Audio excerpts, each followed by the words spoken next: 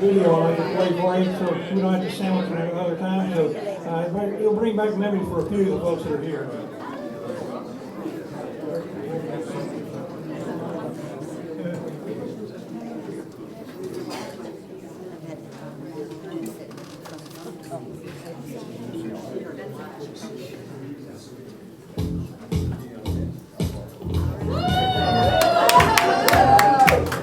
I thought you'd recognize that.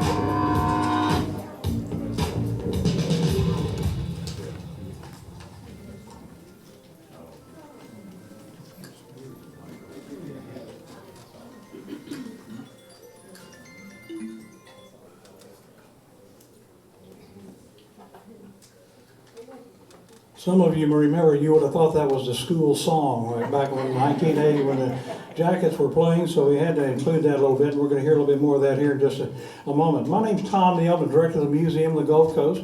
We're glad to have you here today to celebrate the induction of these great folks that came from this region and have done so many wonderful things. You're going to get to know some of these folks in ways you never imagined. One of the things I've experienced at the Museum of the Gulf Coast, you'll hear about somebody that's done this or done that, and then we get them in here, we find out they have done things that are just huge. Not just the fact that they were in the NFL or they did this or did that. It's just, then you find all these little sideline stories that just make it so fascinating. So it makes a lot of fun being here today. This is a 39,000 square foot facility. People look at this building and they say, boy, you guys got everything you need. I'd like to announce that we're a non-profit. We have membership forms right here at the front. That's how we continue to tell this message. We've turned our focus toward the kids we know the adults are going to get it when they go upstairs. We've added 55-inch screen so you can touch these things and see people, what they've done. You can get familiar with them in that way, and in addition to the static files and things that are up there. But we want kids to understand that, you know, you come from a special area. This is not a dead-end street, this is a launch pad. And when they see some of the folks up there that have accomplished so many things, they get it very fast. And so it's very encouraging them, and it plays a great role in a way to give messages to our local kids. But that's not all. We have between 8 and 20 foreign countries coming through here every month, 33 to 40 states. Blows our mind. We never know who's going to be in a house and what language they're going to speak.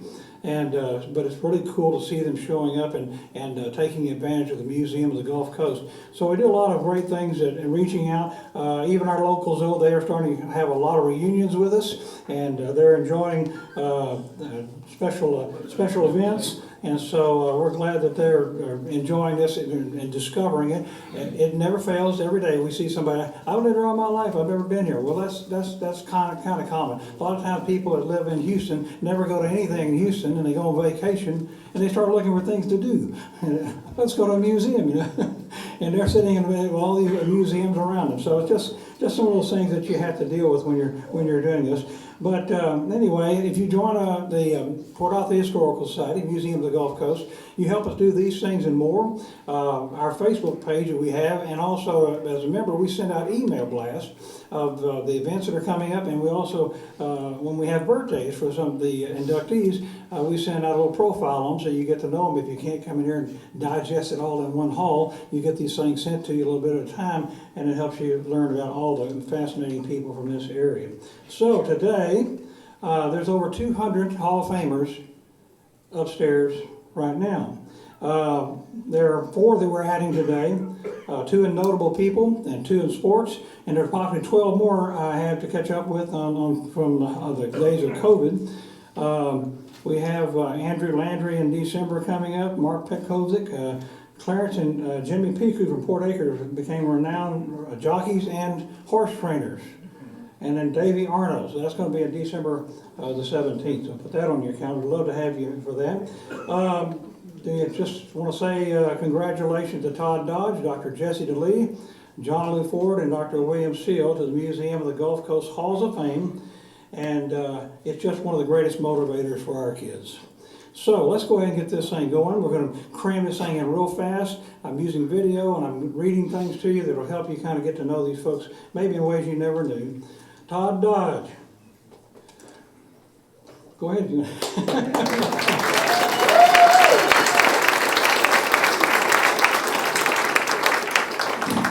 According to Texas Monthly article about Todd, it stated he was arguably the greatest high school football coach in Texas history. Besides his coaching career at the Texas high school level, Todd has 12 of his career players play in the NFL. 3 were quarterbacks, Chase Daniels, Sam Ellinger, and Greg McElroy. Veteran backup quarterback Chase Daniels surpassed the $30 million in career NFL earnings, and he's played at New Orleans, Kansas City, Philadelphia, New Orleans again, Chicago, Detroit, and played his 21 season as the Los Angeles Chargers. Ellinger is a backup quarterback who took over the past 2021 season as the head lead quarterback for the Colts. Pretty exciting when you realize that you start connecting the dots around here. Who knows who and who's come across one another. Bob West made the recommendation for Todd's induction into the Hall of Fame, and I'll say Bob wasn't the only one. There have been many that have come forward and have just added to the fact that they just have been watching you through the years and thought, well, this is shaping up. Todd Dodge's last school to coach was the Austin Westlake Chaparral High School team. He decided to retire at the end of the 2021 season and announced it at the beginning of the season. Todd coached his team that year to win their 3rd consecutive 6A championship in his final season. Okay?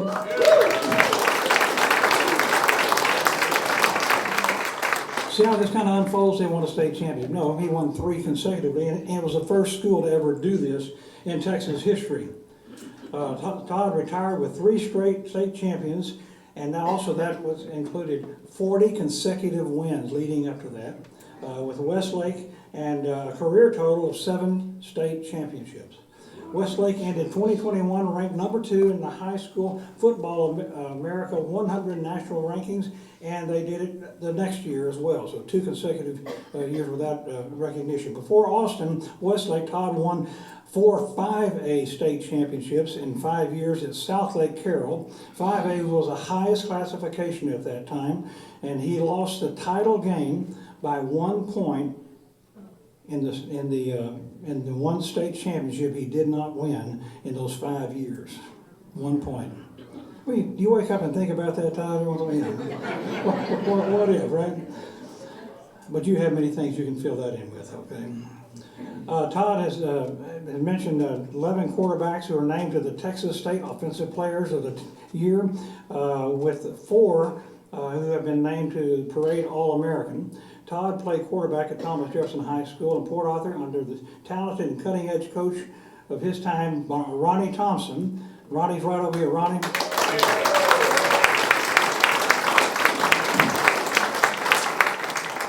Todd was the quarterback of the 80 TJ team that went 14-1, with the only loss being with Odessa Permian in the state championship game.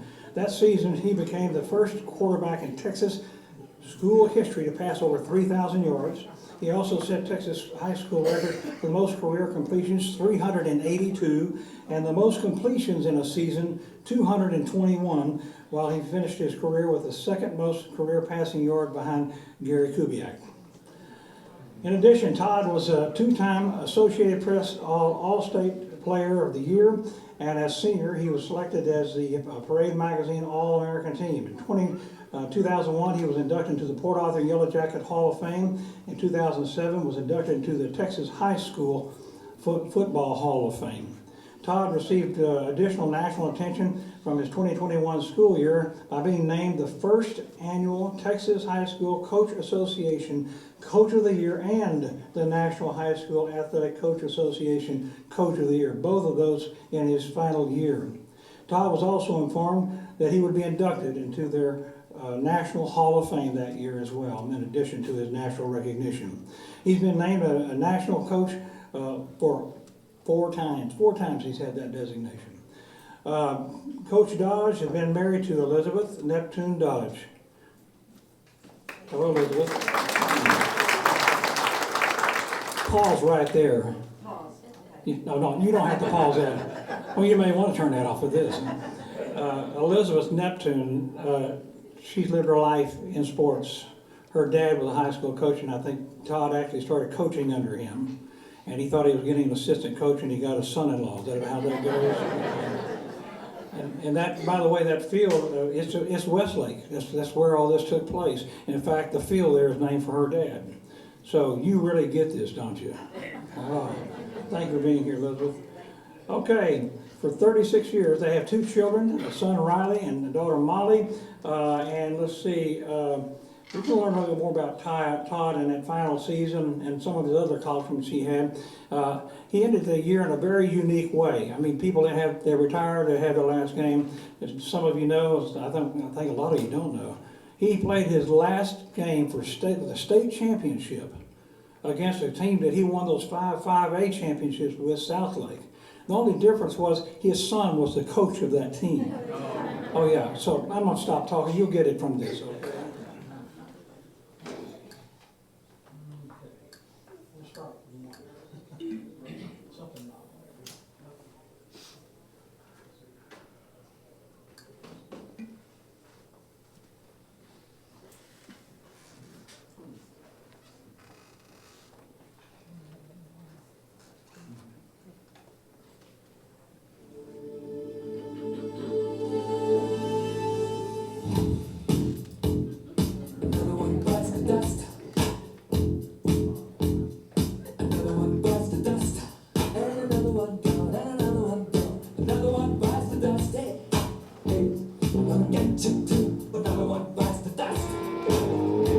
These lyrics will always have a place in the hearts of 1980s TJ fans. The most memorable thing, probably 81, when the football team went to the state final.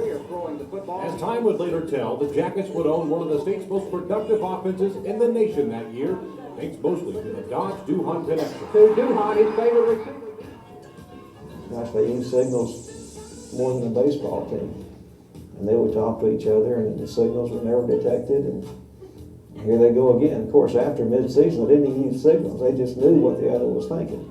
We still run a version of the play in my offense today, and it's a half roll to the left and an out route by the X receiver, and then all kinds of different games off of it. It's 19 sprint, X post, X corner, X shake, which is an out and up route, and probably I would venture to say anywhere from 60 to 70% of the balls that Brent caught through the years came somewhere off of some version of that route. I visited one night with a recruiter from Nebraska named Lance Van Zant, and it was at the Astrodome. It was a game at the Astrodome, and Lance said, "Hey, people can't defense this stuff they're doing. We don't even see this stuff this sophisticated in college right now."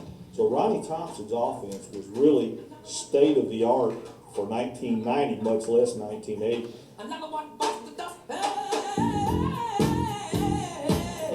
Despite the fact that Dodge's parents moved to Longview in 1979, the young quarterback decided to stay in Port Arthur and finish out his years at TJ.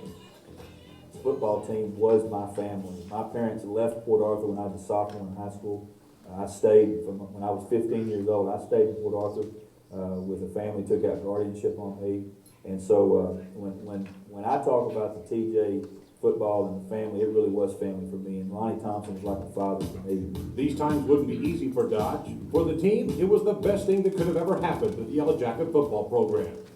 It wouldn't have turned out the same. And not only for Todd, but for Brent, Shay, Smut, a lot of folks. It just wouldn't. They'd have been good, but it wouldn't have been the same. Character is what that guy's all about. He's a great leader. Of course, he's a heck of a quarterback. Can throw the ball, can run the ball, runs the team well. But yeah, he went through his own crucible there, and he came out fine. After a very successful year in 1979, Thompson's #1 ranked Yellow Jackets roared to a 10-0 regular season in 1980. The team and city were thinking only one thing once the playoffs began: a state championship.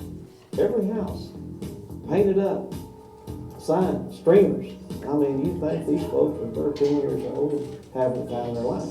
The only thing that stood in TJ's way was Mighty Mojo, the #2 ranked Odessa Permian Panthers. The maroon and gold clicked on all cylinders in the first half at Texas Stadium, taking a 19-7 lead to the intermission. And Duhan has his second touchdown catch of the Be afternoon. it Permian's mojo magic or TJ's inability to pierce the Panthers' stingy defense, the game fell apart for TJ in the second half.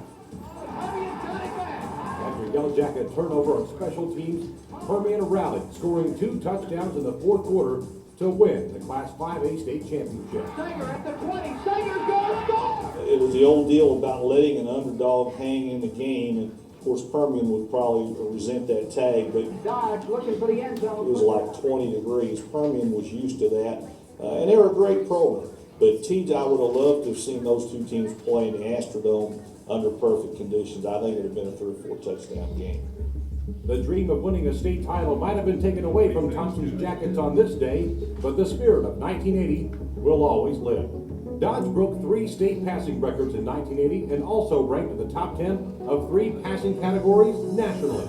Brent Duhan broke 2 state passing records that same year and finished 4th on the national charts of career receptions with 108. Before both headed to the University of Texas to play football, Dodge, Duhan, and the Yellow Jacket football team starred in the motion picture Student Bodies.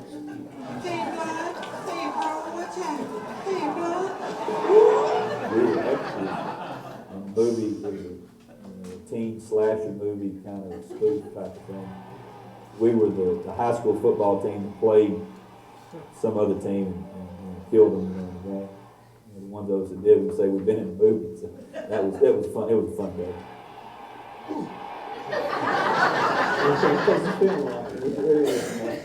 I don't know if we had that do over again. We'd do that a little different. Call a different play on that one. Well,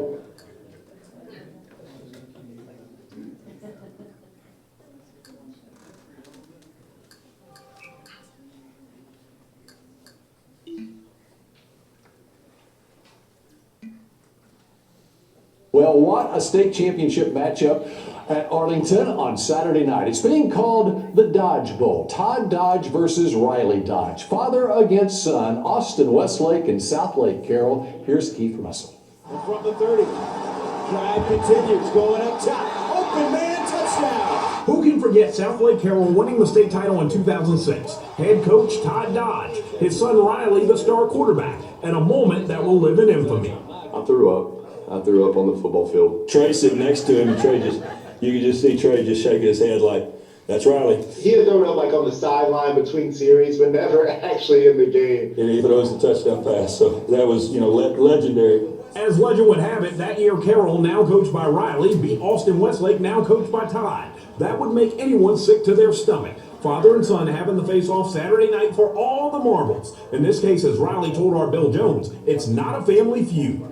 I think once everything, the dust settles a little bit after the game, whoever wins or loses, we'll be there for each other. I don't think I've ever told the coach I'm going to play next week I love him when we get off the phone. And that was kind of weird. I said, yeah, hey, love you, son. Love you, Pops. As for Riley's mom / Todd's wife, does she have to pick a side? He's so funny. He's like, Mom, Dad is not your blood. I'm your blood. I'm your blood, not Dad. You just married him.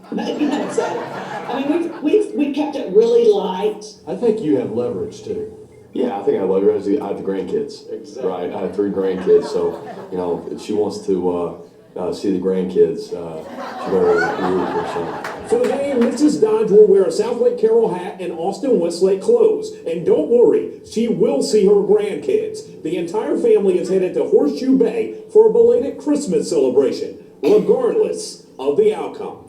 If my son's team has more points than we do when it's all said and done, after I get through visiting my team and reflect on it, I will be ecstatic for my son. Is the feeling mutual? At the end of the day, I love him to death, but I also want to beat him up pretty good. The Dodge Bowl will definitely be something to remember. Keith Russell, CBS 11 Sports. In the Baylor Scott White Health game diagnosis, just a remarkable coaching record, and we thought we'd have Dodge Bowls forever with his son Riley at Southlake Carroll. No one will match what Todd did at Southlake Carroll, that 79-1 record in 5 years with 4 titles, 6 total championships, 2 state runner-ups. People forget that Todd was a great quarterback himself, setting passing records with the Texas Longhorns and at Port Arthur Jefferson. He goes full circle, started as a student teacher at Westlake under the great Ebby Neptune, who became his father-in-law and will finish after 8 glorious seasons with the Chaparrals. Todd said he's excited to spend more time with his 83-year-old mom, watch Riley coach the Dragons, and make more time as pawpaw to his 3 grandchildren. Here's Riley on his dad. He's an amazing communicator. I think that he's got an unbelievable way about being super detailed, but getting a clear message across to his players and to his staff. And there's not a lot of fluff. It's very direct, and everybody kind of going in the same direction. I think that's what made him so successful for so many years. Another honor for Westlake's head football coach Todd Dodge. Coach Dodge earned the National Coach of the Year award from the High School Coaches Association. He's the 4th Texas coach to ever earn this honor in the award's 23-year history.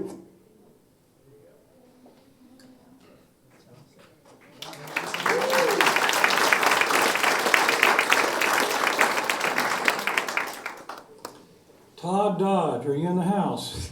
I lost you a while ago. You were sitting right in front of me.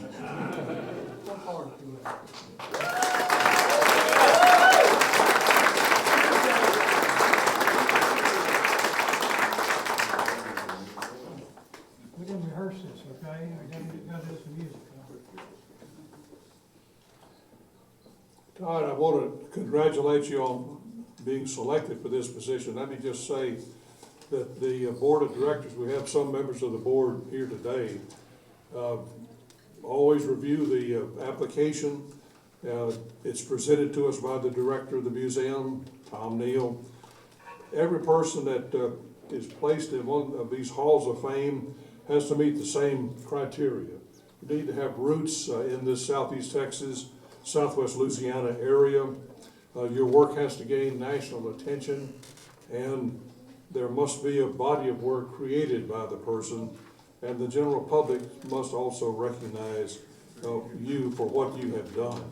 And you meet all the criteria, and it's our pleasure today to present this. I might just say, I was at that game. Many people here in this audience can also tell the same story. I think it's the coldest I ever was in my life.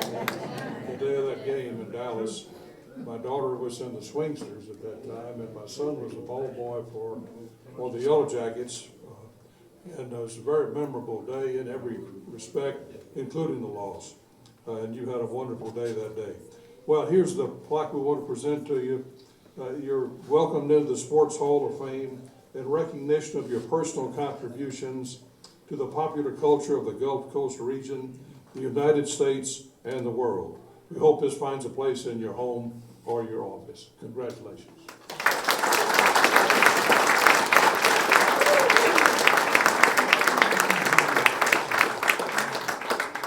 Ask Todd to help us. Until we get his exhibit set up, this is what we're going to have so people that come back and get a little more information about Todd Dodge. Oh, there we go.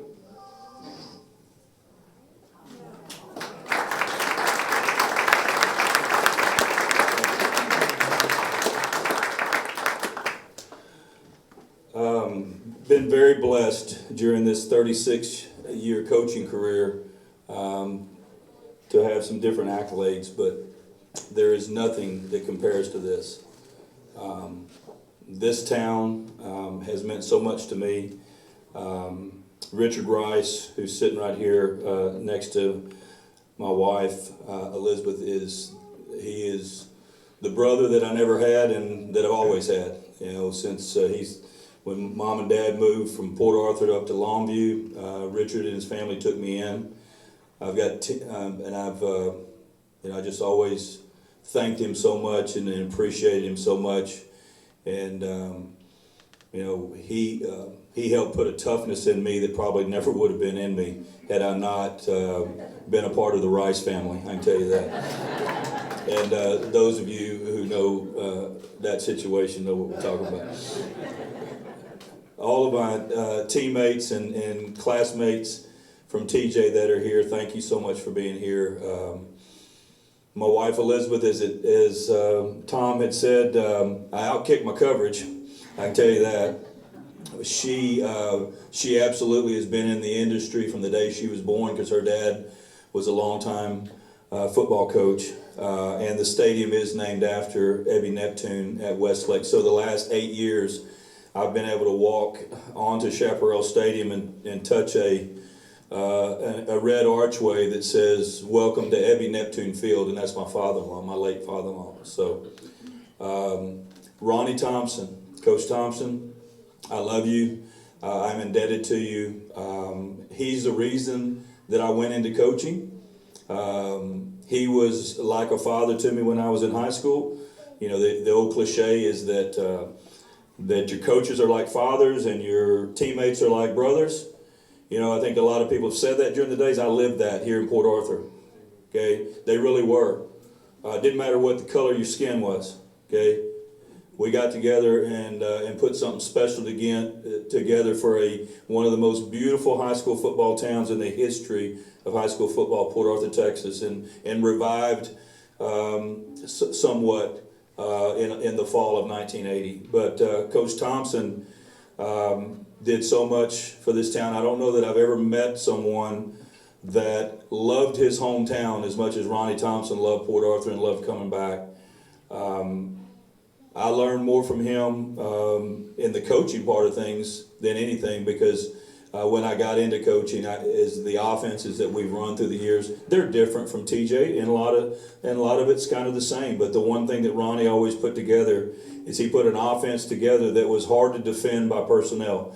You know, Brent and I got a lot of the accolades from those couple, 2 or 3 years, but I can promise you, there was Don Holloway, rest in peace. There was Robert Smothers.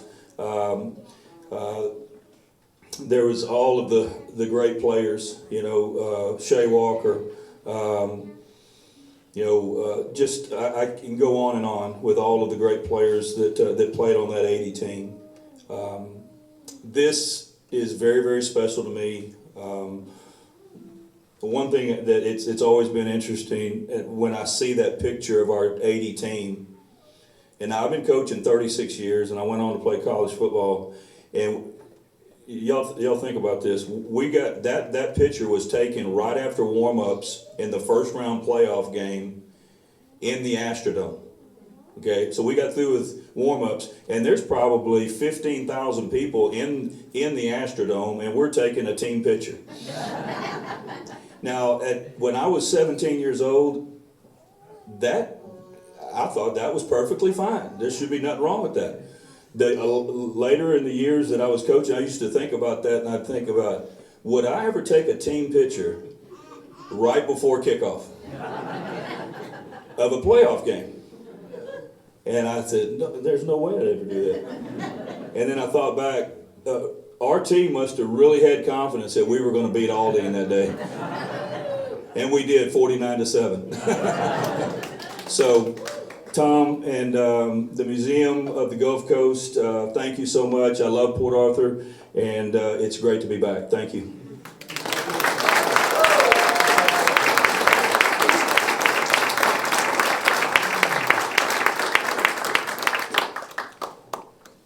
Let's see.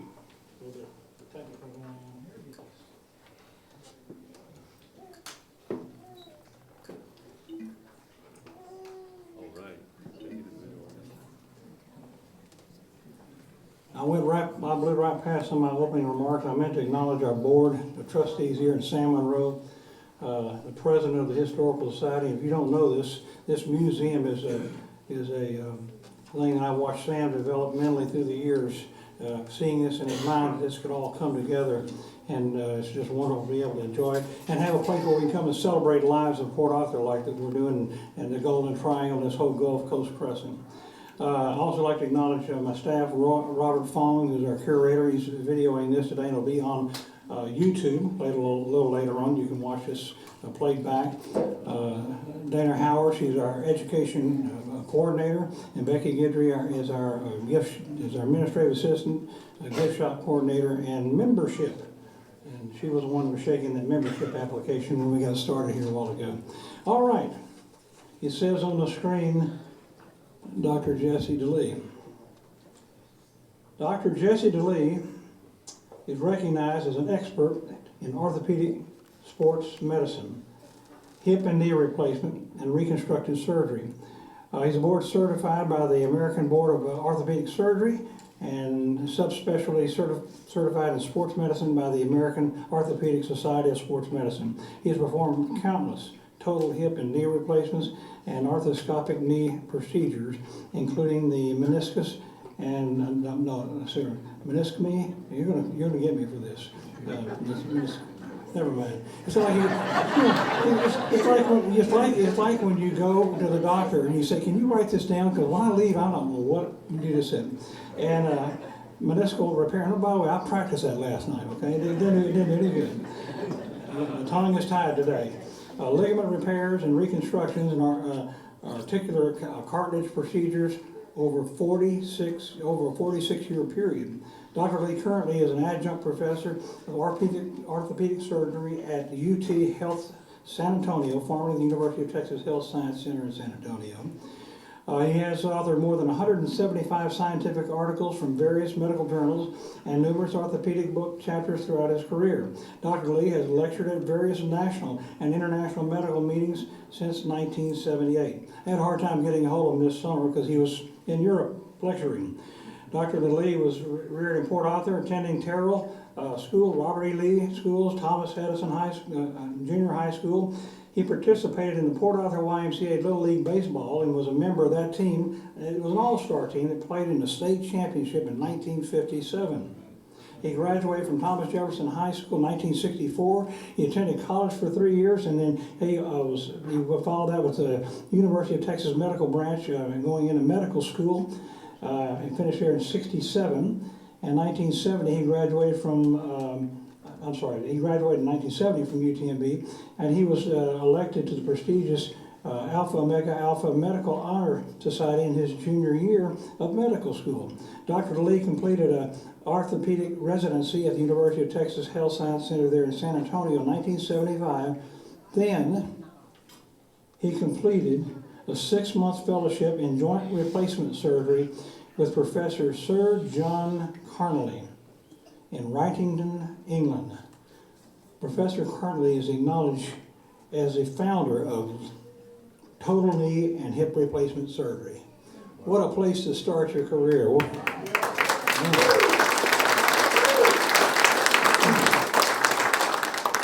After that 6-month time period of that fellowship, he returned to Oklahoma in 1976 and joined a private practice there. In 78, he returned to San Antonio and joined the medical faculty, the orthopedic department at the UT Health Science Center, where he remained until 1983, achieving the position of professor of orthopedic surgery. In 1983, he was awarded the prestigious ABC Traveling Fellowship in Orthopedic Surgery, where he lectured as a representative of the American Orthopedic Association in England and South Africa. In 1983, he entered private practice in the orthopedic surgery in San Antonio, Texas, specializing in sports medicine and joint replacement surgery. Dr. DeLee became interested in sports medicine as a result of an influence of his high school football coach, Clarence Buckshot Underwood. That's the name we passed around. We passed that name around this town. We still do. It was Coach Underwood's influence that led Dr. DeLee to attend college and medical school and to undertake his future with a determination to be the best in his profession. Coach Underwood is known for many players whose lives he impacted, including Underwood's students, Coach Ronnie Thompson and Coach Jimmy Johnson, just to name a few. There are many that go behind that. Jesse has served as the chairman of the State of Texas UIL University Interscholastic League Medical Advisory Committee since its inception in 2000. Dr. Lee started the first Saturday morning sports medicine clinic in San Antonio, South Texas, at the Nix Hospital in 1983. The clinic served athletes in San Antonio, South Texas, until 2014, when it was moved to its current location at the Christus Santa Rosa Health Center. Dr. DeLee and John Evans established an educational foundation in 1989. The DeLee Evans Foundation currently continues to provide scholarships to students pursuing a career in athletic training. Over $500,000 has been awarded by the foundation since its inception. In 1994, Dr. DeLee is co-authored with Dr. David Drez, Orthopedic Sports Medicine, which is recognized as the gold standard textbook in the field of orthopedic sports medicine, which is now in its 5th edition. Like I said, we get in here, but we do things so huge. That is amazing that he has made that contribution to his field, and it is the gold standard that all look to for their professional enrichment. In 1989, Dr. DeLee established a 1-year postgraduate fellowship in orthopedic sports medicine at the University of Texas Health Science Center, and the fellowship provides training for board-eligible orthopedic surgeons in the subspecialty of sports medicine. Dr. Lee directed his fellowship until 2014. During this time, over 45 orthopedic surgeons were trained in the program. Since '78, Dr. Lee has directed the annual symposium on sports medicine for the UT Health Science Center. This program is currently in its 50th year and provides education in sports medicine to athletic trainers, physical therapists, and physicians. In 1980, the infamous Yellow Jacket playoff game for the state championship featured Todd Dodge, we've heard about that today, was held on the old Dallas Cowboy Stadium. Our own Dr. DeLee joined Coach Ronnie Thompson and the team on the sidelines for that special day, that special game. The weather was extremely harsh, as you heard from Dr. Merle, 20 degrees, about a 35-mile-an-hour wind, and I was there too, and I still chill when I think about it. Dr. DeLee knew that the extreme cold would be hard on the players, who suggested to Coach Ronnie Thompson to send someone out to purchase pantyhose for the entire team. It would provide additional insulation for the windy and below freezing conditions. I wish I'd have known that, because they could have sold me a pair that day. Dr. DeLee provides medical coverage for high school football games in San Antonio, which began in 1974 and continues to this day. He has attended approximately 1,000 area high school games on the sidelines as team physician. Dr. Lee has just notified that in 2022, Todd, you're going to have to move over a little bit. In 2022, he'll be inducted into the Texas High School Football Hall of Fame.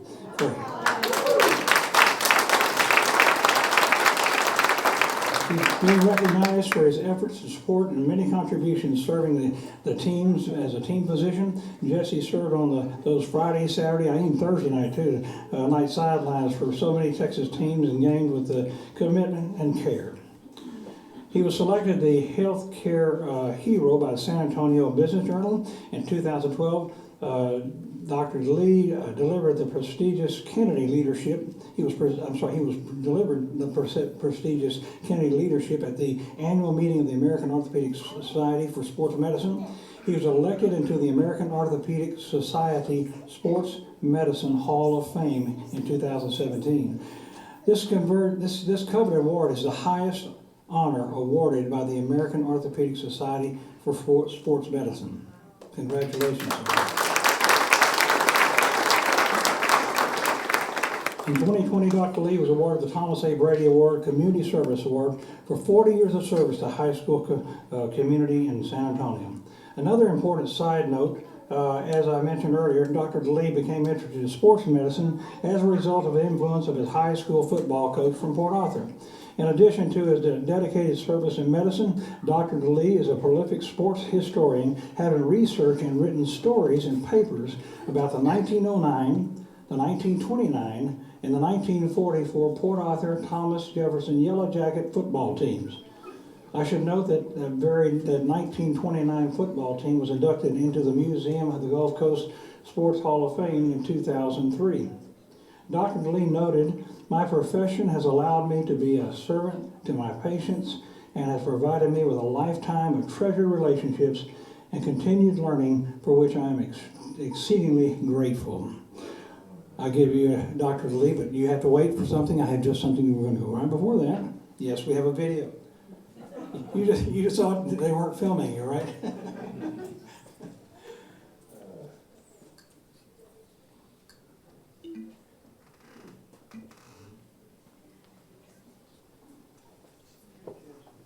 Defensive coordinator Don Capers needs to go back and study the great high school coach at Thomas Jefferson High School, Buckshot Underwood, who, by the way, is a Hall of Fame coach. Jimmy, you know him well. Buckshot would blitz you. Don Capers came into this league known as an aggressive defensive coordinator. I think in the second half with their offense struggling, they need to be more aggressive, and I think they do that by blitzing. Third and long to blitz them. Buckshot Underwood. I'm still trying to find Buckshot. That's where you're going with that, huh? No, that's not where I'm going with. That's where I went with. Okay, there you go.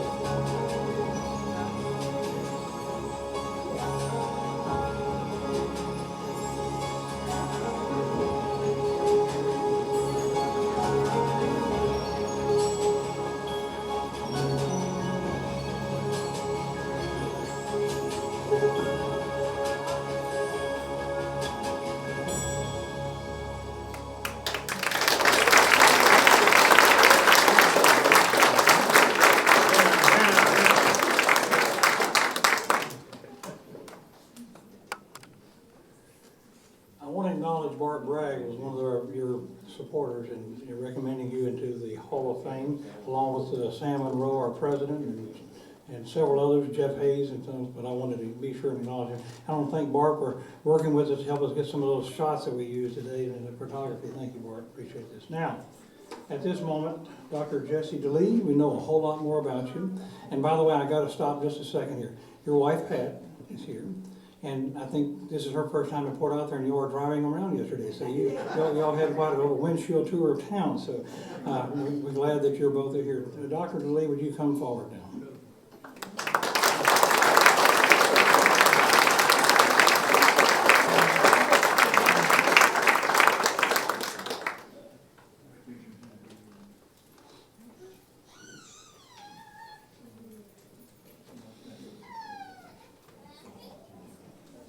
Dr. DeLee, I'm happy to be given the privilege of presenting this plaque to you. I just want to say, I remember you growing up and looking at you and your regalia there and seeing you in such a sensitive position as a surgeon.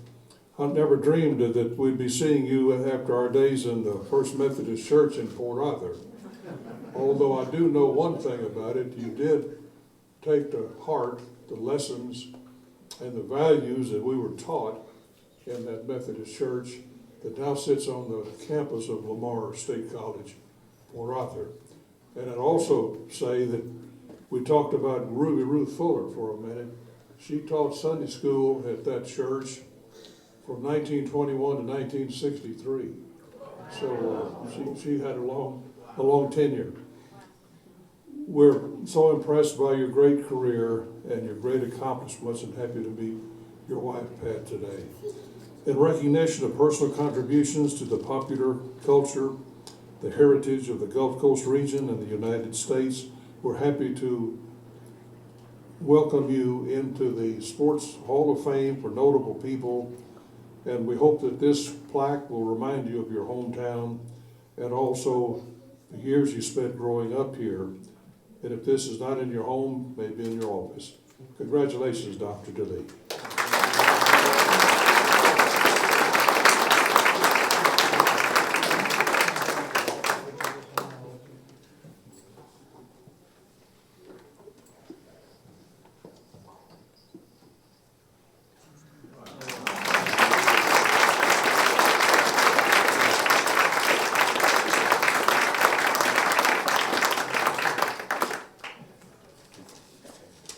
Thank you, Sam, and other members of the board. Good afternoon, everybody.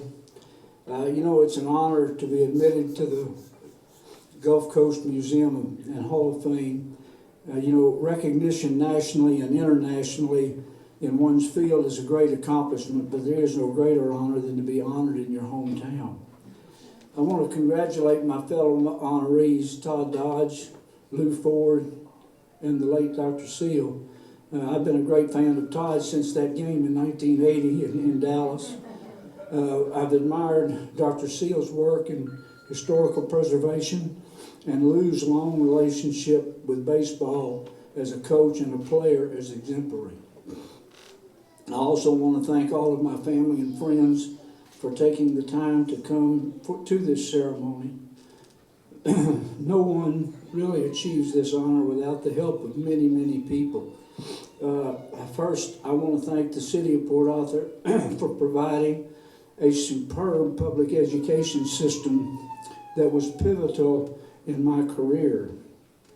I want to specifically thank the following people. Foremost, my parents, Bea and Jessie DeLee, who made the conscious decision to adopt me and give me a home structure that was foundational to my life.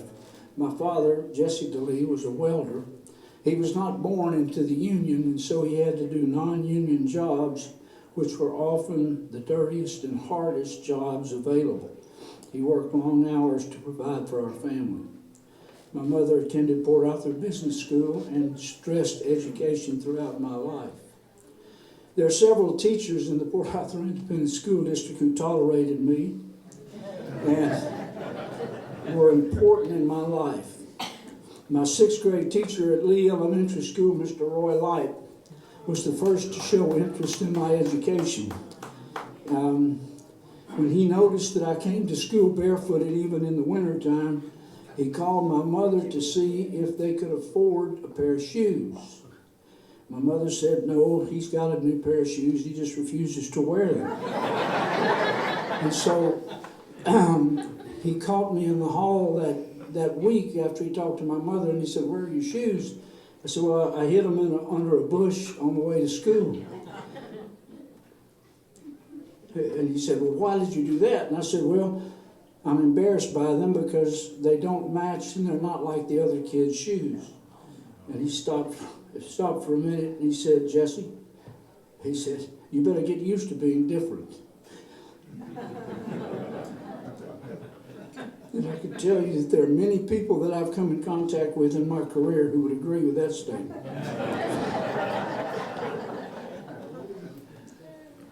I never hid my shoes again, and I didn't mind being different, and I want to thank Mr. Light for that.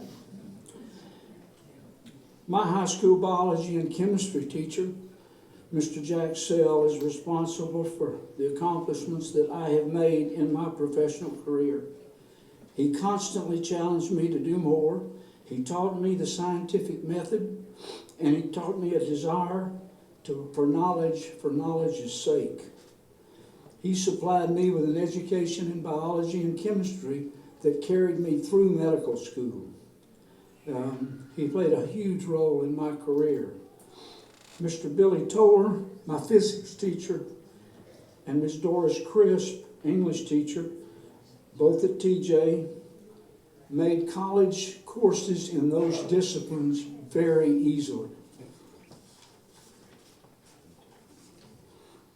These 3 high school teachers, by their example, instilled in me the desire to teach others. This resulted in the training of more than 250 orthopedic surgeons and 150 of them in the field of sports medicine. Thank you, Mr. Seale, Mr. Toller, and Ms. Crisp, who wasn't able to attend. Yeah, I participated in athletics at Thomas Edison at Thomas Jefferson High School. It was through those activities that I came into contact with Coach Buckshot Underwood. I was not a good football player. I was too small, and I had even less talent. But there were many more talented players. Coach Underwood was a hard taskmaster, but he taught us the necessity of perfection in whatever we did and the importance of giving a maximum effort at all times. Coach Underwood never treated me any differently than he did the guys who were the better players. And he taught me the need to always put integrity first. He pushed me to go to college instead of following my father's footstep as a welder. I was extremely fortunate in my post-medical school training to come under the teaching of Dr. Charles Rockwood and Dr. David Green, who were giants in orthopedics. They were my professors. Dr. Green was specifically pivotal in teaching me how to write and research skills. Finally, I'm also thankful to Father Walter Montadon from Port Arthur, who, beginning as a teenager, provided me spiritual guidance through my life. There are many other people that I came in contact with. I can't thank all of them. Special thanks goes to Gert and Lucky Lusignan, who supported me through college.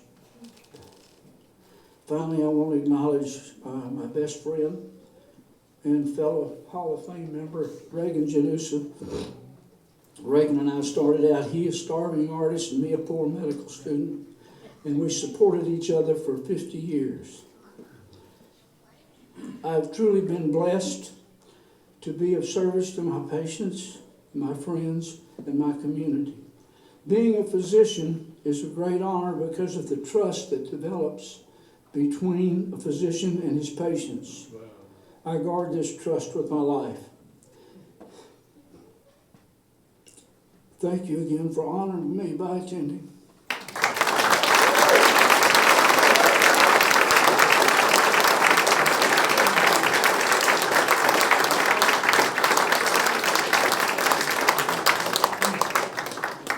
the teachers he spoke of are here.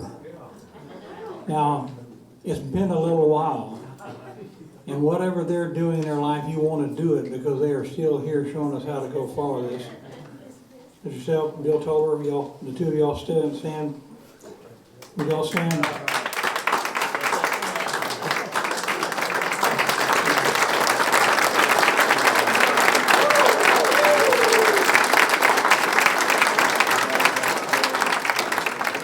If you didn't notice the gentleman on the left, he was in that picture on the bookshelf behind Jesse DeLee in his office. His autographed picture. So we're so glad and congratulations for this.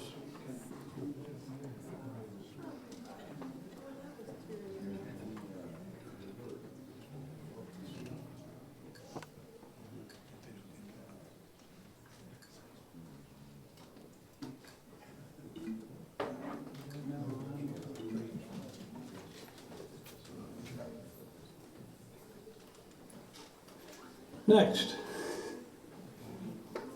I don't have the, I'm going to tell you right now, I do not have the Indian school song and fight song. I have played that so many times. We've had so many, we started the induction off last month with Mike Simpson, and boy, they wanted me to play it twice, so and they had that second play already. So, but I want to acknowledge the sensitivity. I married an Indianette.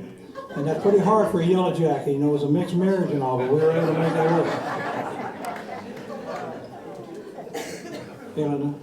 work. All right. Our next person here, John Lou Ford, born August 12, 1976, American professional baseball outfielder, hitting coach, Long Island Ducks, and the Atlantic League of Professional Baseball. He's played in Major League Baseball for the Minnesota Twins, the Baltimore Orioles, and Nippon Professional Baseball in Japan, and the Mexican League, the Guerrero de Oaxaca, the Atlantic League Professional Baseball, and for the Long Island Ducks. Lou loves the game. In 23 seasons, he's been on 25 different teams, stretching the globe. Although Lou Ford's life has been influenced by the strong, heavy involvement in sports, his grandfather played football at the University of Texas. His grandmother played tennis at UT as well. His father played football at Lamar, and his other grandfather was a football coach at Port Neches Groves High School. He won the state championship as a head coach, and then the second state P&G championship as an assistant coach. His dad coached football, basketball, and track. His dad's right here, Stephen F. Austin. And then Lou played basketball, football, baseball, soccer, golf, and ran track growing up.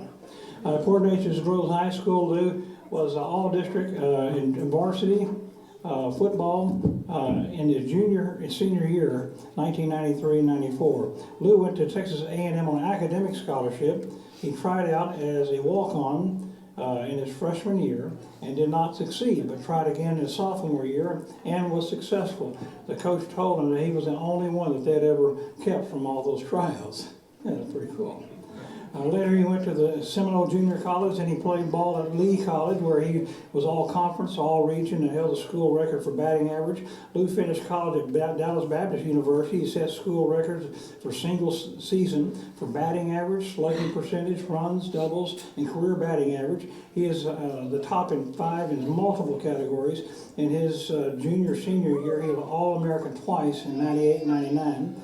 And August 30 of 2006, Lou was inducted into the National Association of Intercollegiate Athletics Hall of Fame. It honors it's the highest honor bestowed by this group.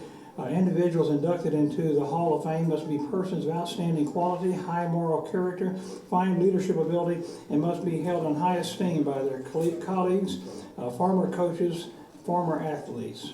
Congratulations on that, Lou. As a 12th round draft pick by the Red Sox in 1999, Ford looked to have carved out a role for himself in hard-nosed reserve outfielder and debuting in 2003, and even earning down-ballot MVP roles and as a member of the 04 Twins after hitting 15 homers. But he had difficulty reproducing those numbers, and as he struggled playing time dried up, and the season later he was and hit free agency with a little momentum. The journey began as he tried many different teams in many different countries: Japan, Venezuela, Mexico, and back to the United States, and back and forth.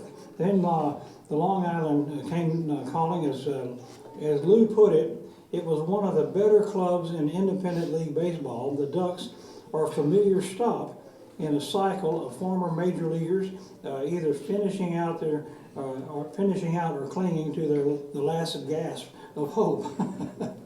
The Ducks and their rivals are usually littered with once notable names, past their prime stars and career minor leaguers. The average Atlantic League roster is mixed of random entries of the Baseball America Top 100 list from 6 years ago, and players whose Major League Baseball careers were shorter than a fruit fly's lifespan. Yeah, that's short.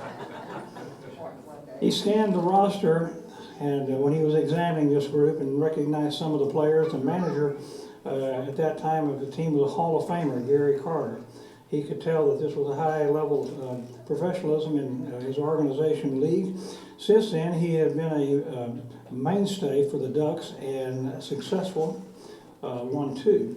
He won the Atlantic League MVP award in 14. He hit 364 in 15, and as a 38-year-old, clocked 10 homers at 41, and had been hitting and coach all the while.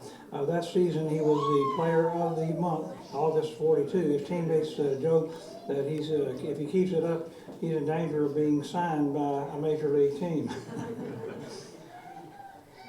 What makes him interesting, and you're going to see here in a minute, Lou was out there playing with the Ducks, and all of a sudden the Orioles bought up his contract, and they called him in to help them with their playoffs that they were in. And you'll see a little bit about that in the story. That's pretty unique at 36, being called up to the major leagues.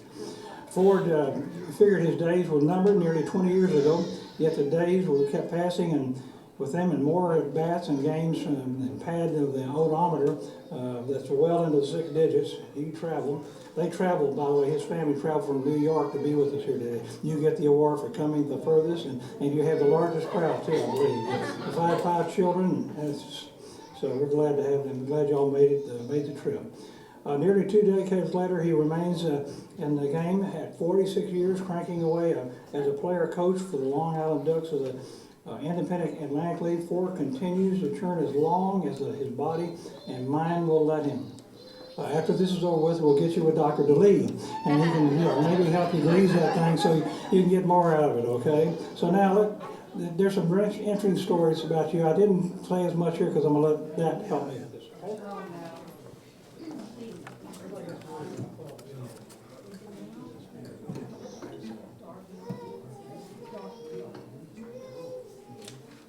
Ball hauled in by Lou Ford and a bouncer to short. There's a drive to center. This one's tagged. Ford going back to the fence at the wall. Leap! Oh, another great catch for Lou Ford. He took a home run away from Kevin Millard. He's having a career night in the field.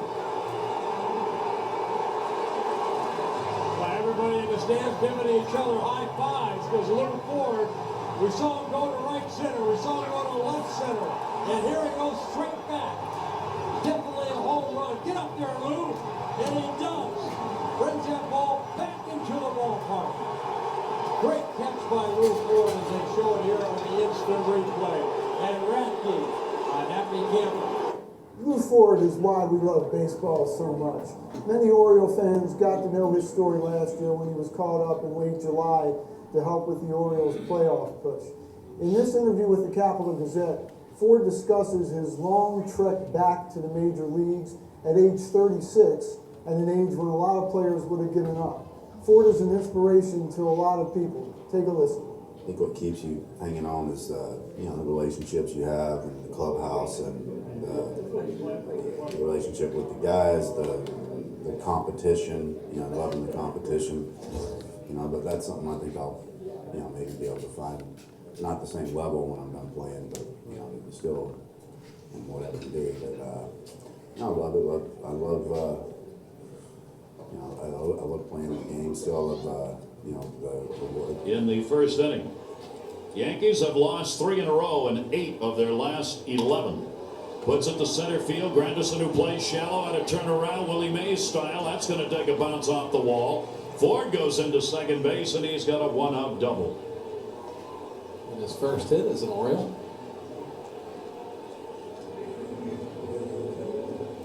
Nice swing right here by Luke Ford. This pitch goes to the heart of the plate, and he hits it to the heart of the field. Beats Curtis Granderson deep, who typically plays shallow. Here's the 1-1 delivery to him. That's going to be a base hit into right field. Adam Jones will score. And Ford's got a 2 RBI ball game. And the Orioles lead it 5-2.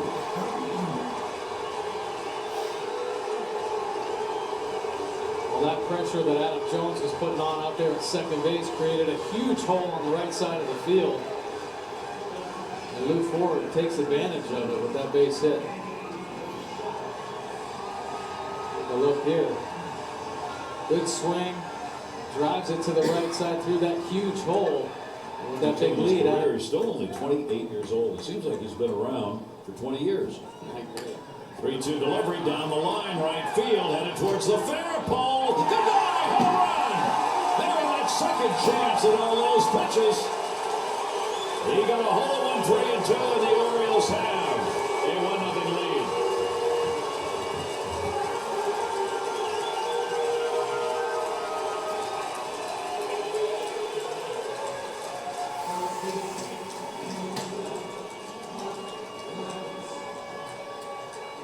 First home run of the year.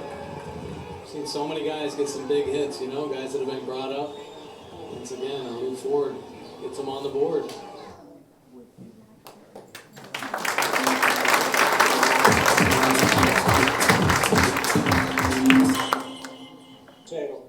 Que nos diga ese jonrón, a qué picheo le estuvo conectando. Dude, talk to us about your home run today. What were the pitches you were hitting? I think it was a changeup I had, just trying to, let the ball come in there a little bit and, try to get out front. He didn't leave many pitches to hit today, and, luckily I got the one he did. Welcome again to Maracay, to your house here in Venezuela. You come back with Magallanes and Caribes, but we always remember you. Do you remember something about your experience here with Tigers?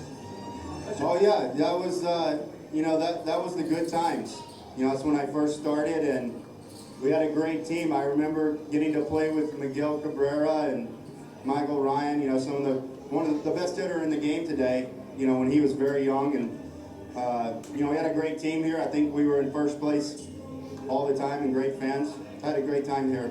You used to play with one Luke, team. thanks a lot for being here with us. Really, we really appreciate for you to have these few minutes with us. No problem.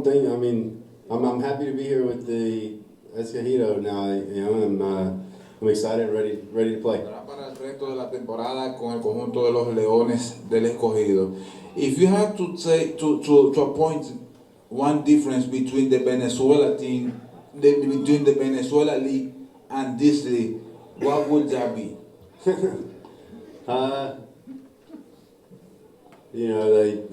It's just the travel's tough there, it's tougher there. Here the travel's very easy.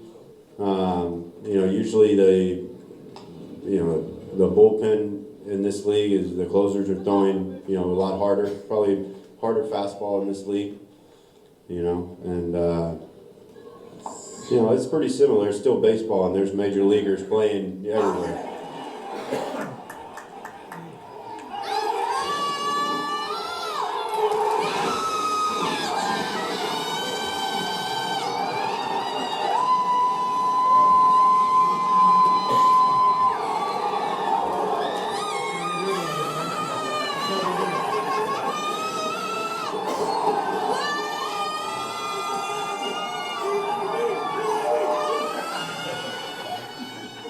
Darle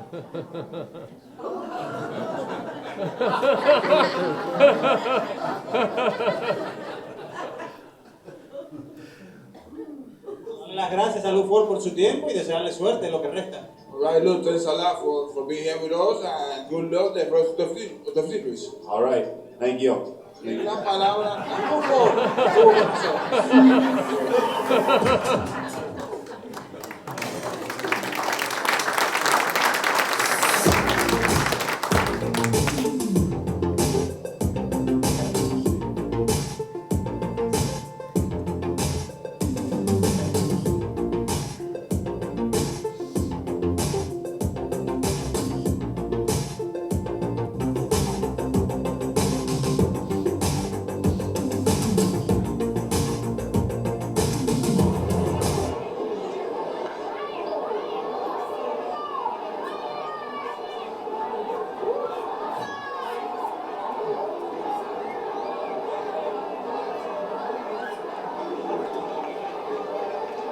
Lou brings in a 6-game hitting streak, and in his last 5 games, he has a pair of homers and 9 runs batted in.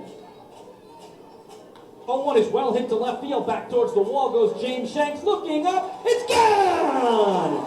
A solo homer for Lou Ford to left. His 9th of the season. And on the first hit of the game for either team, it's a 1-0 Long Island lead. Gets the low 5 from Kevin Baez at third, heads towards the plate. The cleanup spot suits Lou Ford. With that homer, Lou did extend his hitting streak to 7 games.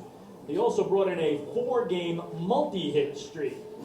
0-1 is well hit again to left field, back towards the pole. If it's fair, it's gone. That ball is gone! Another solo home run for Lou Ford, his 2nd of the night.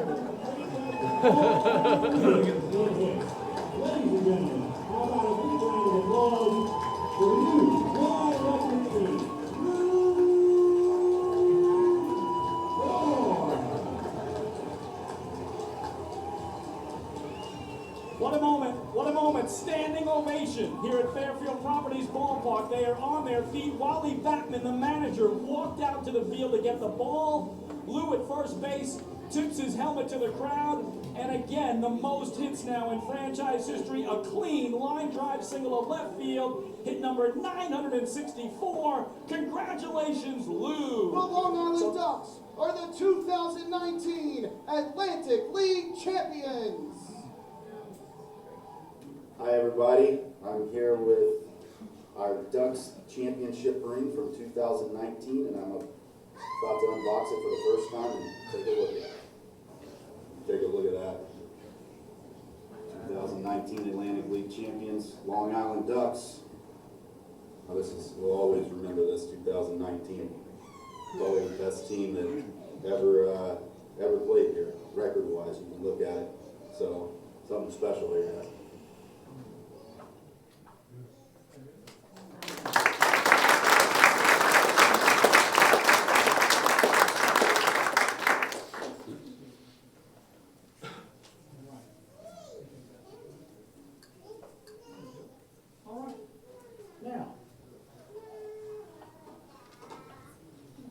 Lou, it looks like you were having batting practice.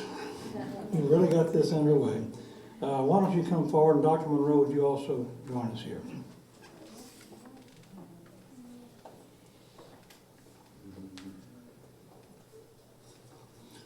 Well, it's our pleasure today to welcome you into the Sports Hall of Fame. You've had a great career. There's no question about it, and the longevity of it is one of the highlights that fellas in my age group can certainly appreciate and enjoy. But your skill is well known, and your talent is also equally well known. We're mighty proud you're from this part of the country. This plaque is presented in recognition of your personal contributions to the popular cultural heritage of the Gulf Coast region, the United States, and the world. And we hope that it finds a place in your home or office and reminds you of this area of Texas. Congratulations, Lou.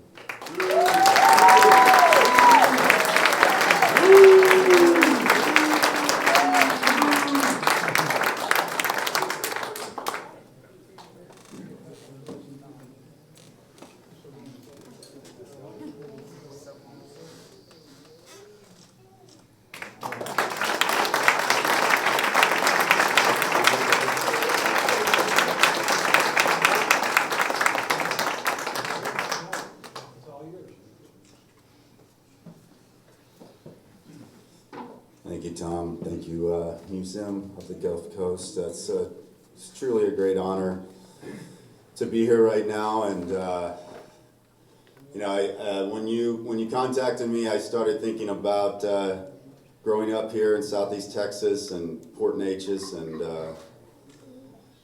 all the friends and family that have supported me all these years, 24 years of professional baseball. And you know, this is where it all started. I think about, really, I look back and when I was a child, and you know, my grandmother, Irene Ford, who I know a lot of my friends and family here, they definitely remember her. She was at every baseball game, soccer game, basketball game, every sport. She was there, and she brought me to all those. She signed me up for them, and she's told me this many times, but she taught me how to throw a baseball, taught me how to hit a baseball. You know, she was a great lady, and I want to definitely honor her here today because she's very special to me growing up. And also want to thank my family here, and my father and mom are both here today. And thank you for being here and supporting me for all these years. And see a lot of friends and family I had when, you know, I've grown up here in Port Neches, and I feel like a lot of my friends' families took me in as a part of their family. You know what I'm saying? So I see the Hawkins here, the LeBlancs, Jeffries, I don't know if he's here, but his family was very close to me, and Cobbs, Deckards, Douglas. I don't know, maybe some of these are back there right now, but there was a lot, you know, it was a tight community, and there were a lot of families that took me in and made me feel like one of their own. I'd like to thank my coaches that I had growing up. I played in a lot of sports, had a lot of coaches. My dad was a coach. My grandfather, who's Lewis Ford also, he was a coach, and came from a line of coaches. And football, big football town, and football was a huge part of my life growing up. But had a lot of coaches. I know some of my coaches are here today. I saw Coach Vergara, who's my basketball coach, and once I started getting into school ball, and my first experience really with having school coaches, Coach Vergara, and first experience really doing these morning workouts, kind of things like that, you know, you really got to put in the effort and the time and the mental toughness, I guess, getting up and working out like that. And he was there for me. He's always been in contact with me since. And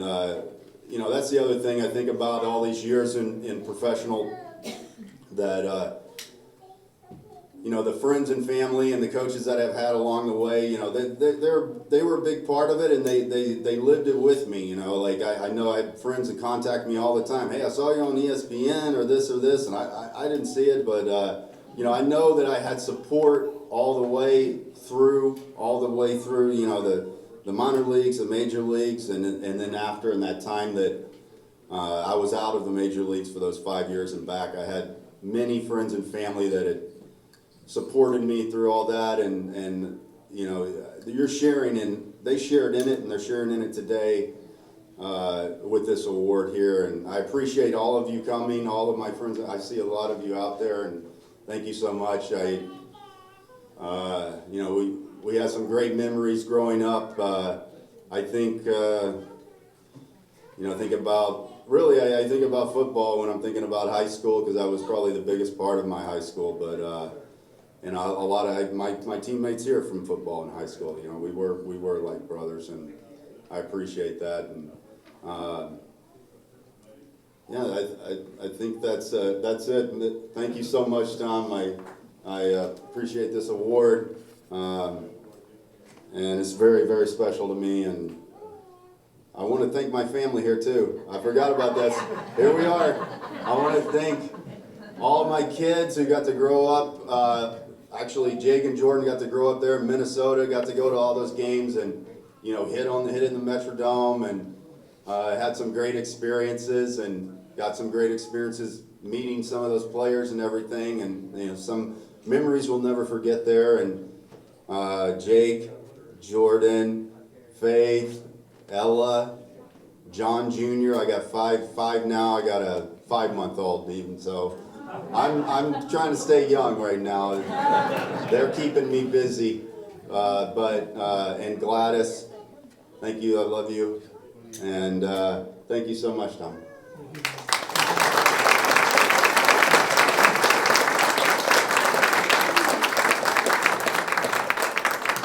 I'm glad you remember to acknowledge your family, and especially your wife. That would have been one long ride home to New York City.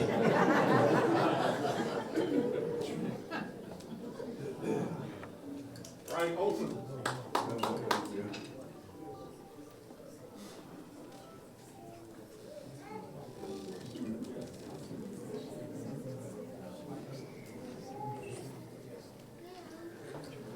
Our final inductee today, he's come from all over the different directions. We've been looking forward to inducting this gentleman.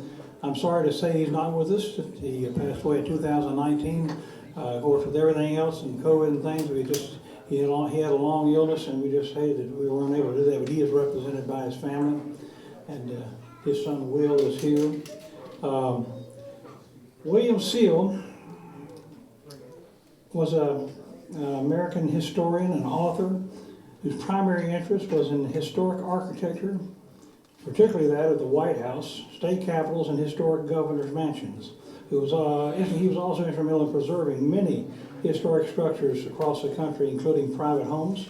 Seale was born and raised in Beaumont, Texas, the son of William Seale, a contractor who studied historic building practices. Eugenia Brooks Seale, who had an eye for interiors and furnishings. He attended Southwestern University for his bachelor's, at Duke University for his master's and PhD, and he taught for several years at Lamar University, the University of Houston, University of South Carolina, and Columbia University. In '65, he moved to Washington, D.C., and the following year married Lucinda Smith of Alexandria, Virginia. The couple lived in Alexandria and had 2 sons, William today and John. From 1973 to '74, Seale was a curator of cultural history at Smithsonian Institution. He then became an independent scholar, publishing many books and essays, and frequently appearing on C-SPAN to discuss the history and preservation of significant American buildings. His restoration projects include the state and capitals of Michigan, Ohio, Kansas, Florida, Mississippi, Alabama, and historical consultations on the capitals of Minnesota, Alaska, New Jersey. Historic houses include the Donner Manor, the General C. Marshall House in Leesburg, Virginia, the Tim Chimneys, the home of Alfred Lunn and Lynn Fontaine, Janice Depot, Wisconsin, George Eastman House, Rockefeller, New York, the Zamante Fatillo House, the St. Augustine in St. Augustine, Florida, the old Governor's Mansion in Michigan, and the Milledgeville home in Georgia. And he did many others through the period of 25 years. In 2013, he served as a consultant panelist of the Cable Satellite Public Affairs Network, C-SPAN, and he produced First Lady's Influence and Image, which ran 2 seasons, the First Lady Julia Grant, and C-SPAN's First Lady's Influence and Image. William Seale, whose contributions to the programs and publications of the White House Historical Association for many of those 40 years were instrumental in shaping the association's study and dissemination of the White House history, passed away in his home in Dallas, November 21st, 2019, following a long illness. In addition, his amazing gifts, Bill Seale was a loving husband, father, and grandfather. His unique approach to the study of history through biographical architecture, landscape, and cultural context expanded the public's understanding of the American past. By emphasizing the human stories of public places, Seale made history accessible and enjoyable, not only to the scholars but to general audiences. He inspired support for historic preservation across the nation. Through his work with the White House Association, William Seale served as advisor, author, interpreter, lecturer, leader, mentor, and generously sharing his knowledge, wisdom, insight, and infectious sense of humor. The Associate President, Stuart McLaurin of the White House Association, explains, when First Lady Jacqueline Kennedy first undertook to restore the historic integrity of the public rooms, she wanted also to promote public understanding of this historic home. More than any one historian, Dr. Seale helped to realize her vision through his writings. Miss Kennedy wrote, "Many first families loved this house, and each and every one left something of themselves behind in it. What they left behind, the imprint of their lives, is precisely what Seale revealed in his books through his long service to the White House Historical Association." His presidential house, this is a book to take note of, was first published in 1986, and was the first comprehensive narrative to examine the construction, architecture, and the manner of living in the executive residence. The groundbreaking first edition was expanded in 2008, and the authoritative work has been consulted and referenced by generations of scholars and enjoyed by many thousands of readers. Nobody knows more about the White House than William Seale, and no one can match the gift for making America's house come alive through many centuries. Perhaps Dr. Seale's greatest contribution to the realization of Miss Kennedy's vision was made through a White House History Quarterly, the journal he founded for the association in 1983, and which he continued to edit for more than 50 years. And he wanted it to be every man's journal with scholarly articles that would not be scholarly in the exclusive sense. Seale's subsequent books are many: The White House Garden, The White House History of American Idea, The Night They Burned the White House, The Blair House, the President's Guest Home. He provided the narrative to At Home in the President's Neighborhood in 2016. He edited The White House Actors and Players in 2000. In 2017, he released a White House stone building, the first idea in American architecture. His final work for the association, To Live on Lafayette Square, Society and Politics in the President's Neighborhood, was released May of 2019. His historical perspectives were vast, outdistanced only by his ability to extract a larger and more meaningful story that his contributors provided. Dr. Seale's passion for accurate historical research and writing was a hallmark of his career. Here are excerpts from the interview with Dr. Seale regarding his most comprehensive publication, The President's House. After you see these 3 clips, you would imagine it would impact you. It did make me want to know more about our White House, William Seale, and his many writings. And here we go.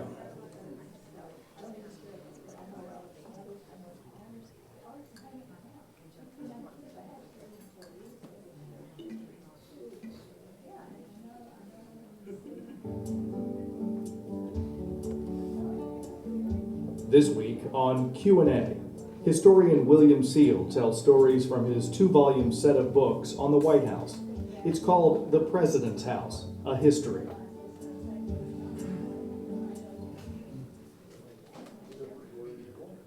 William Seale, you've written 1,415 pages of material on the White House.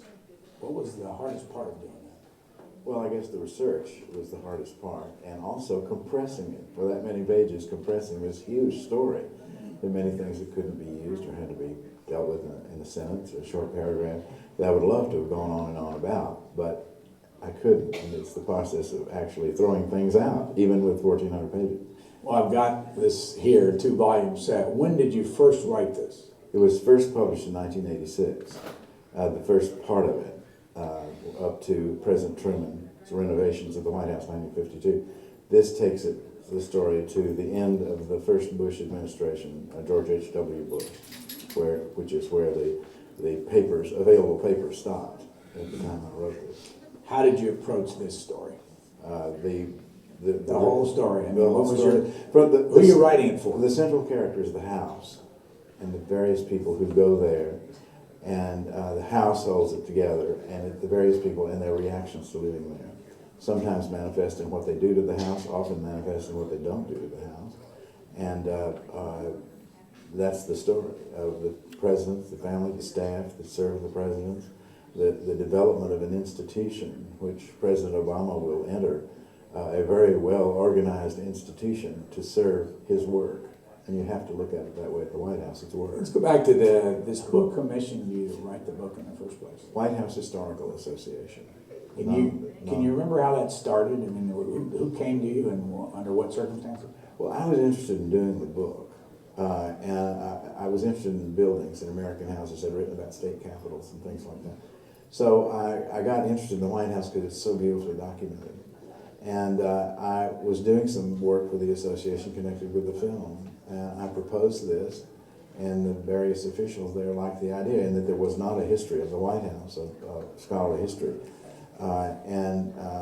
So that's how it started. It started that way, and it was a commissioned work by them, and I had absolute and utter freedom. Not one word has been dictated to me by the association at all.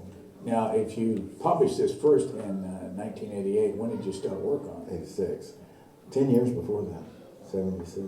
Yeah, I started in the late 70s on this book. So it was published in 86 and you started 10 years earlier. Yeah. Well, how did you go about your research? Well, it hadn't been done before. There had been histories of the White House. The most important one had been published in 1909, 2 volumes, that mostly came from official reports.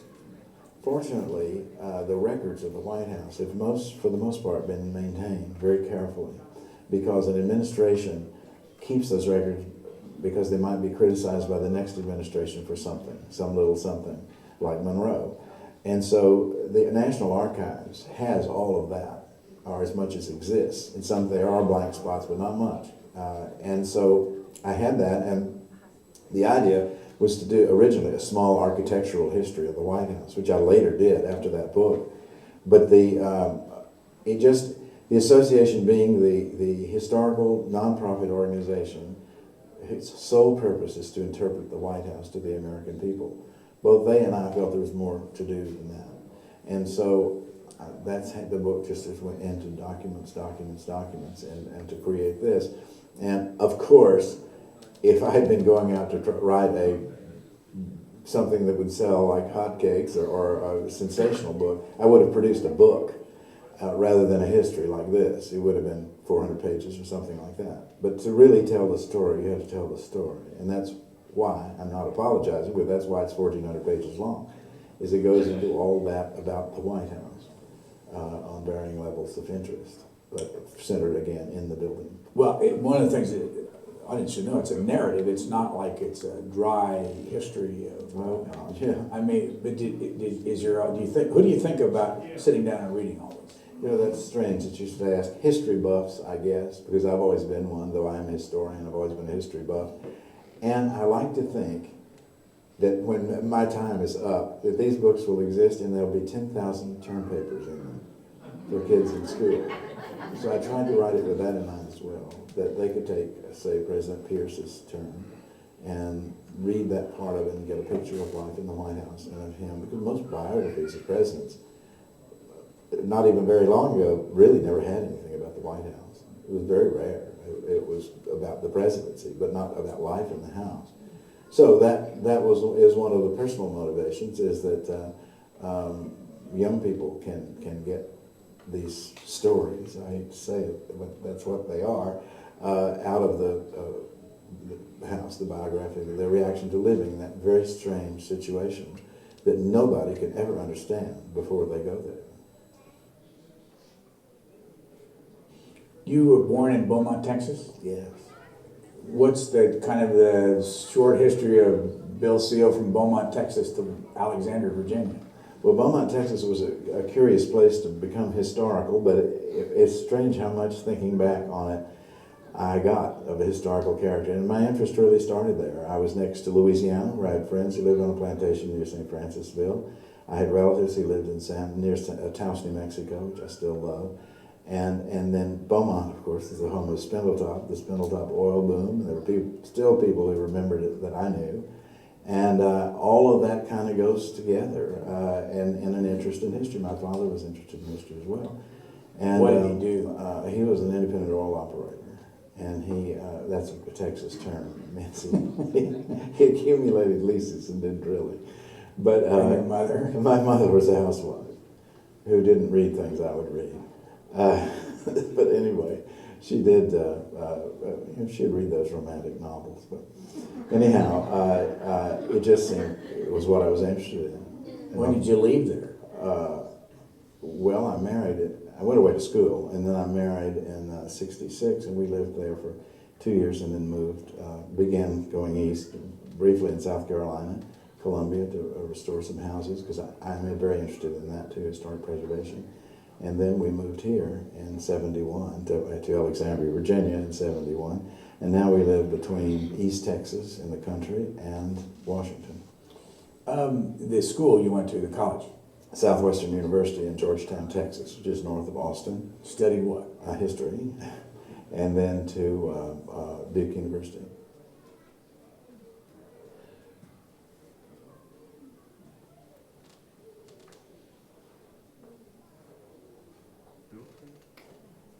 You talk about the Oval Room on the second floor, and that it was wholly illegal what Warren Harding did on the second floor. Oh, yeah.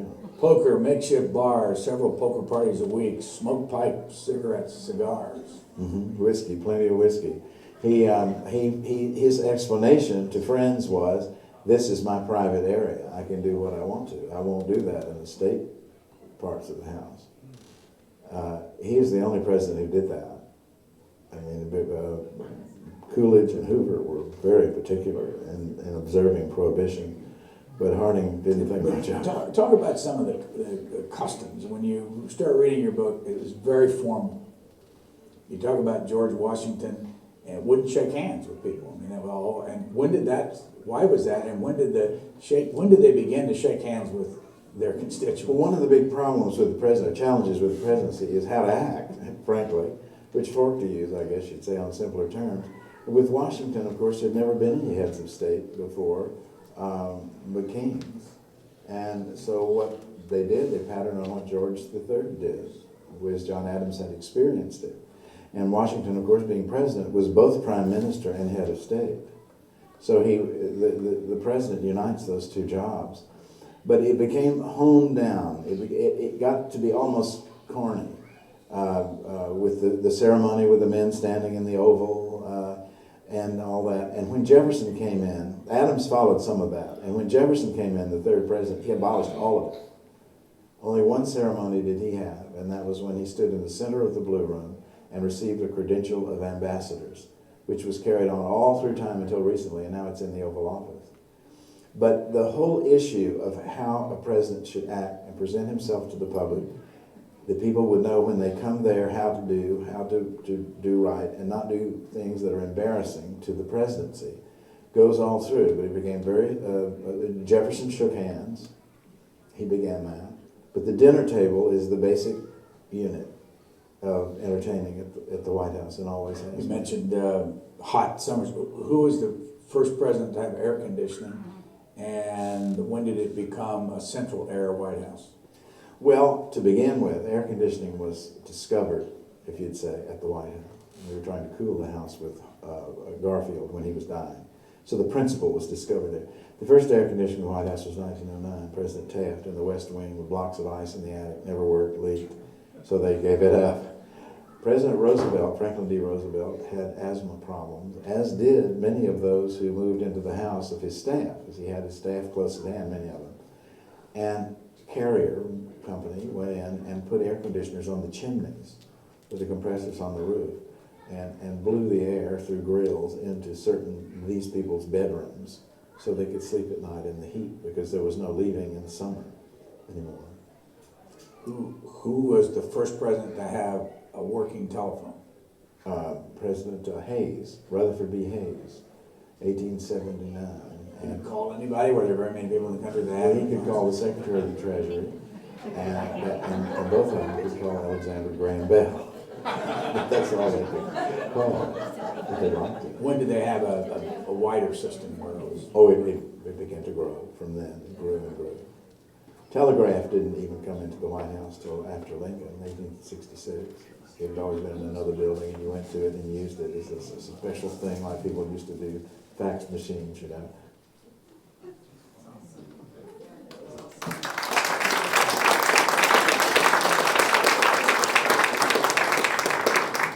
I told you, like that sense of humor they talked about, he started smiling before he delivered that line, and you know, you call the secretary here, and he can call Alex, and both of them call Alexander Graham Bell. You know. So I bet it was a party line. Okay. Dr. Monroe, I'm going to ask you to come forward, but I'd like to ask William Seale's son, who's representing today, to step over this way if you will.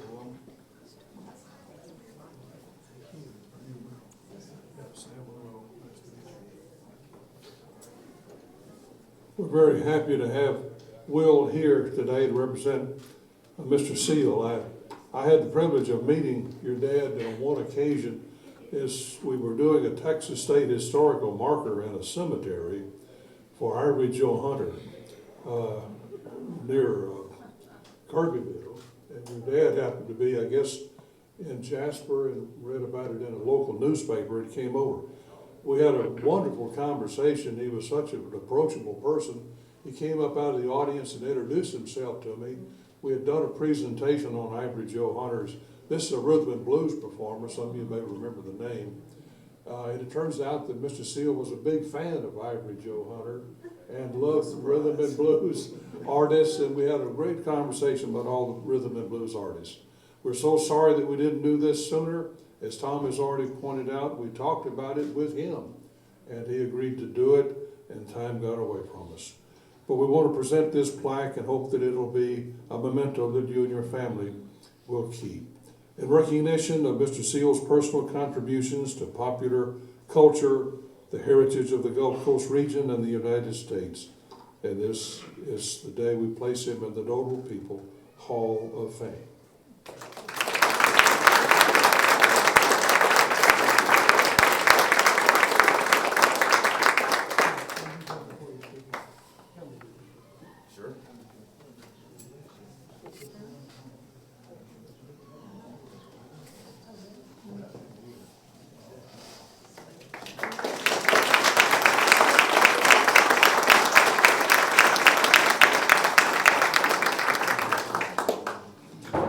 My dad would have loved this plaque.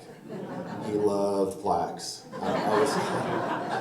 We had a dedication earlier today at the John Jay French House, which he was partially responsible for founding, and they unveiled a plaque that was in the ground next to a magnolia tree they dedicated to him.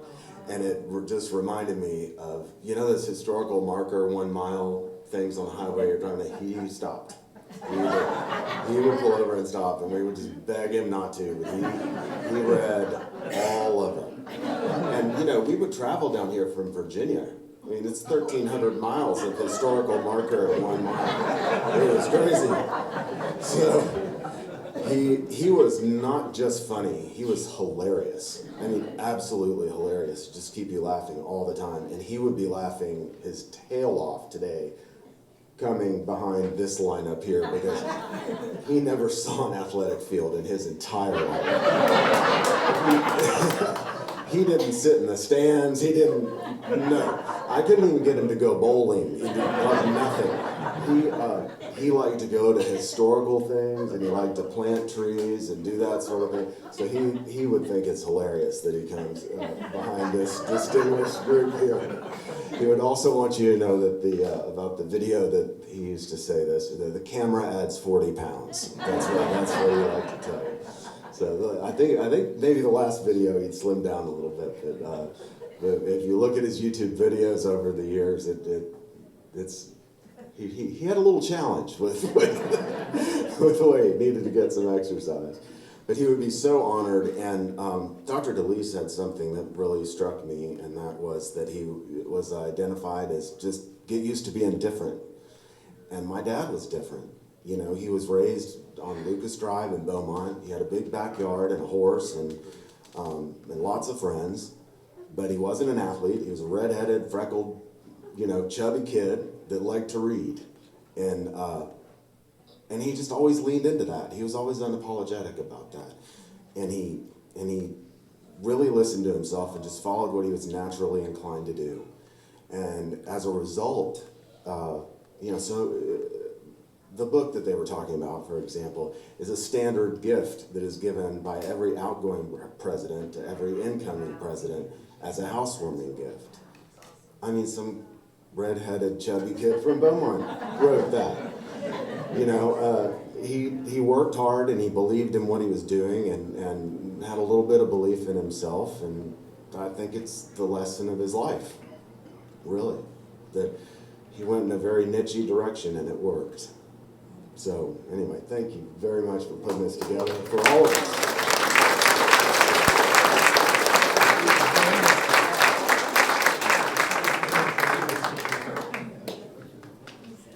Folks, thank you for your patience in doing this. We timed this out exactly as it would, but these extra comments, we just don't know what's going to be. No, they're the best part of it. Thank you so much for being here. I encourage you, please, to join us and help us and support us through our becoming a member and also staying in tune. We have some great things coming ahead, and so thank you so much, everyone, for being here. Enjoy yourself. While you have a moment, be sure to check out the second floor. That's where these inductees will be placed.